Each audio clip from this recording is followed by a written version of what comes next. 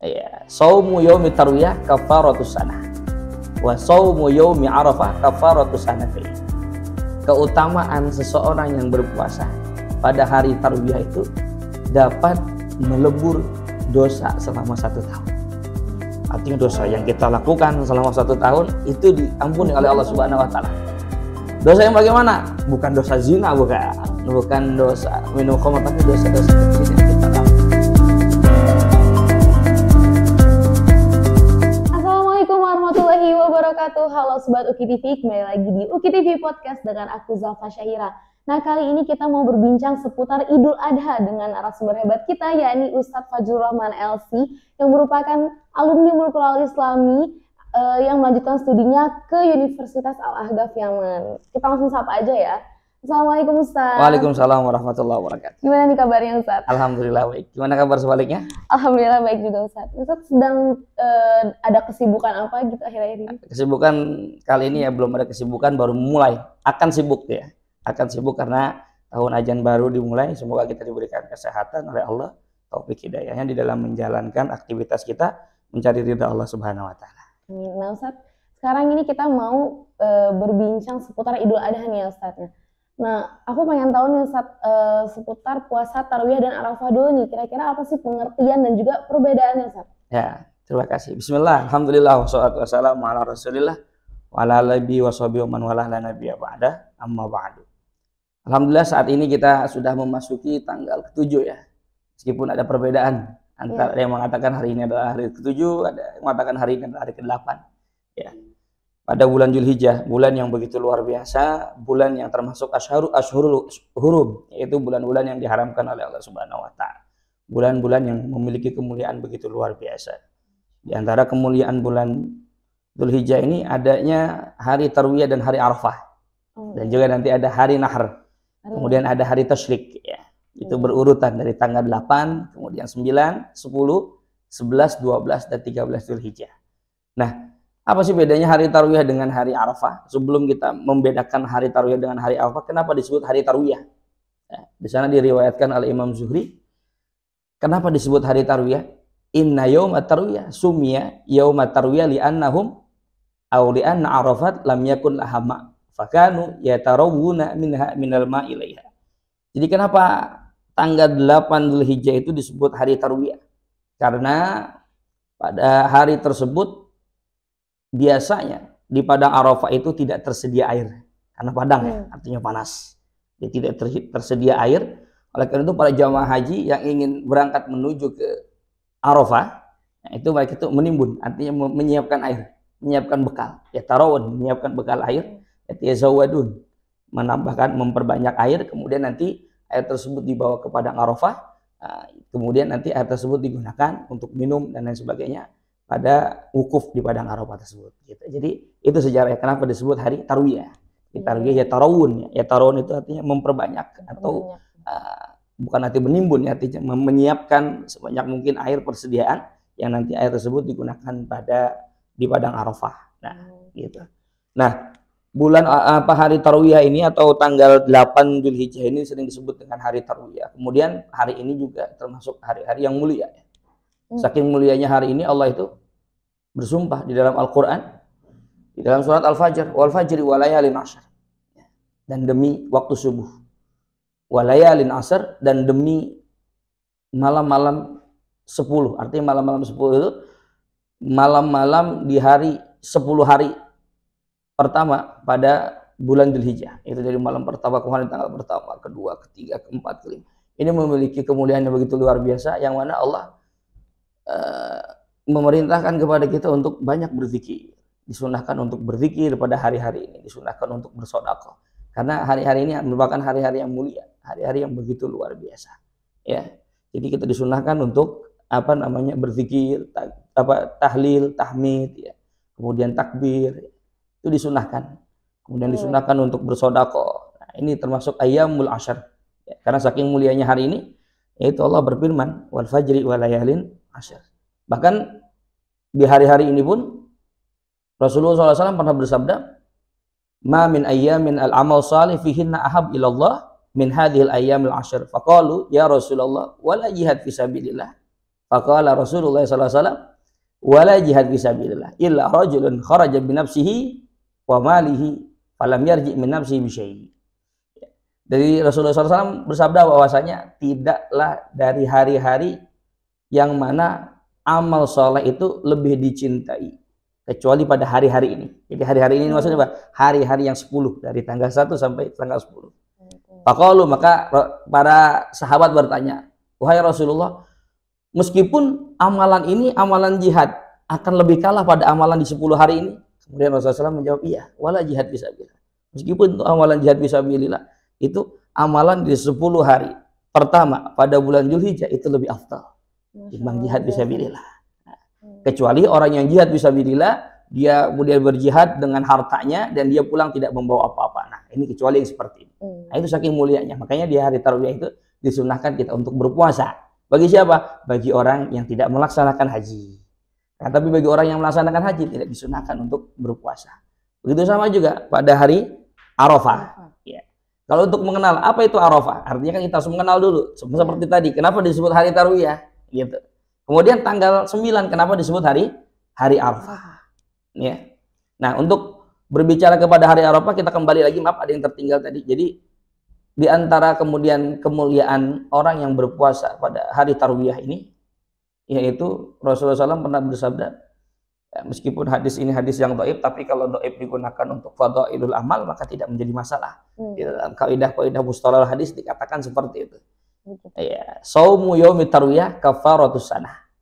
Wa saumu yaumi arafah kafaratus sanatain.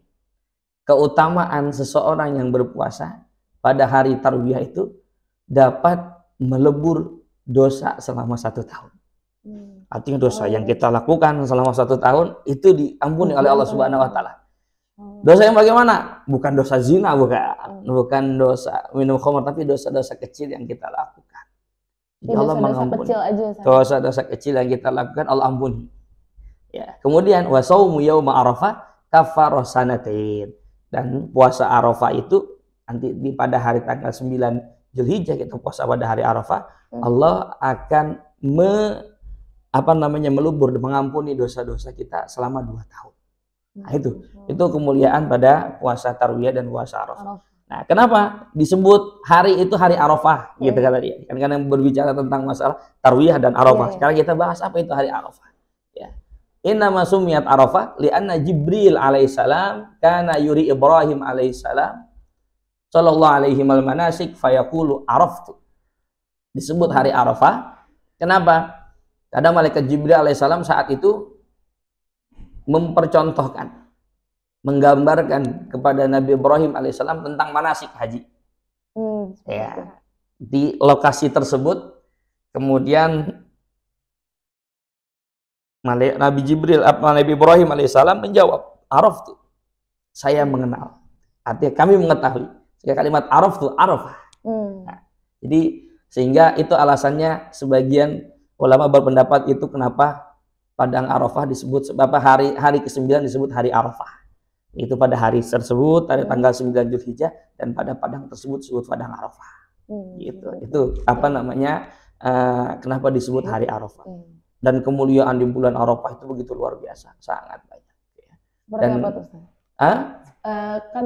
Sangat luar biasa itu seperti apa? Ya seperti tadi. Yang pertama tadi yang hadis yang sesuai dengan pembahasan yang pertama tadi tentang hari Tarwiyah.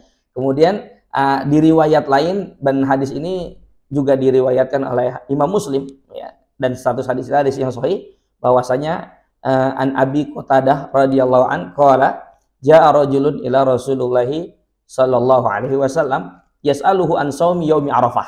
Faqala yukafir sana al-madiyah wa sana al-baqiyah.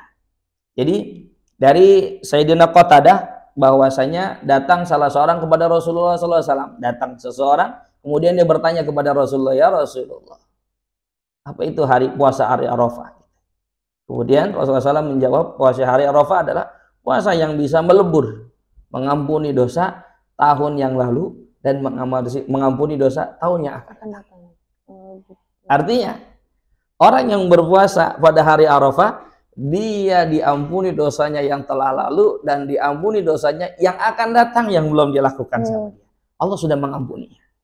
Sehingga seperti katakan, saya pernah mendengar bahwasanya orang yang berpuasa pada hari Arafah hakikatnya usianya panjang. Oh, seperti itu. Kenapa? Alasannya kenapa? Apa tuh, Ustaz? Karena orang yang berpuasa di hari Arafah, dia dosa yang tahun akan datang itu akan diampuni. Artinya ada kemungkinan dia akan hidup lagi. Tahun depan dia masih bisa hidup. Soalnya kan Berarti bisa jadi. Nah, diampuni, ya kan? Ada kesempatan untuk hidup di tahun yang akan datang. Nah, seperti itu. Itu puasa hari Arafah. Dan kemudian di antara kemuliaan pada hari Arafah adalah khairud doa yaumi Arafah.